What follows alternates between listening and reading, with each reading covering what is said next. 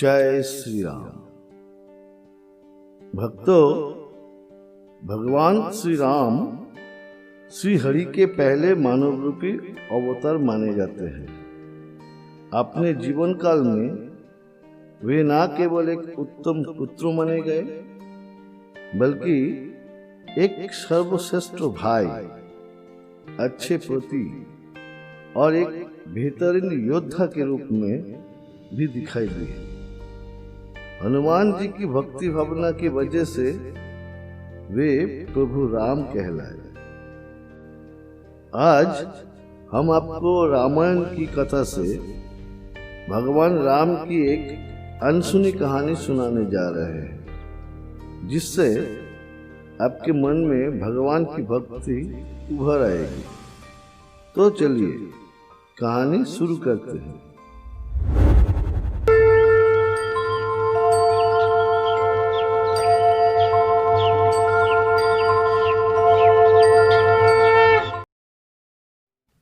ये घटना तब की है जब सुग्रीव और उनकी वानर सेना की मदद से श्री राम समुद्र पार करके लंका जाने के लिए राम सेतु बनाने का प्रयास कर रहे थे।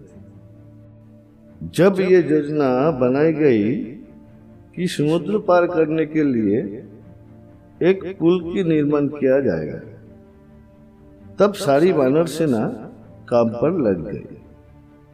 कोई पत्थर एकत्रित करने लगा, तो कोई बड़े वृक्षों की जमीन पर गिरी टूटी लकड़ियां इकट्ठी करने लगा। न केवल वानर सेना, बल्कि आसपास जितने भी पशु पक्षी मौजूद थे, जैसे कि हाथी, कछुआ इत्यादि सभी जीव उसी काम में लगे थे। वहीं दूसरी ओर दूर बैठी एक गिलहरी इन सभी काम को होते हुए देख रही थी। वानर इतने शक्तिशाली थे कि वे एक ही बारे में बड़े पेड़ और कुछ पर्वत के पर्वत भी उठाकर समुद्र में फेंक रहे थे, जो पुल बनाने में मदद कर सकते हैं। यही सब करतब देख गिलहरी हैरान हो रही थी। वो भी पुल बनाने के लिए मदद करना चाहती थी, लेकिन वो किस प्रकार से मदद करे, इसी असमंजस में पड़ी थी। लेकिन आखिरकार वो आगे बढ़ी। पास पहुंचकर उसने सबसे पहले छोटे छोटे कण समान पत्थर उठाने शुरू किए। 2-3 बार इन पत्थरों को उठाकर समुद्र में फेंकने के बाद वो थक गई। अब इन पत्थरों को उठाने में भी असमर्थ हो रही थी। आखिरकार उसने एक और तरीका अपनाया।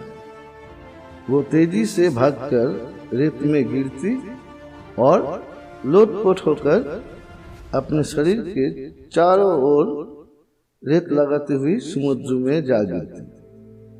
ऐसा करते हुए उसके शरीर की रेत समुद्र में जा रहे पत्थरों को लग रही थी, लेकिन वो गलती से बार बार वानरों के रास्ते में आ जाती।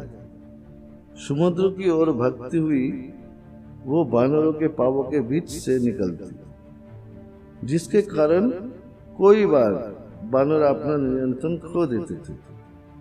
तभी एक वानर ने उस पर चिल्लाते हुए कहा कि तुम इधर उधर क्यों भाग रही हो? तुम हमें काम नहीं करने दे रही। तभी गिलहरी बोली कि मैं भी प्रभु श्री राम की इस पुल के निर्माण में मदद कर रही हूँ।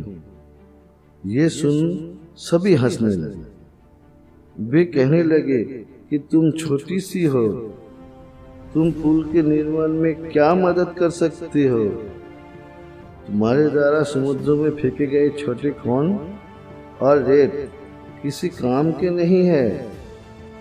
वानरों और गिलहरी के बीच हो रही इस वार्तालाप को श्री राम दूर से देख रहे थे। तब उनमें से एक बानर ने गुस्से में आकर गिलहरी को उठाया और उसे हवा में उछलकर फेंक दिया।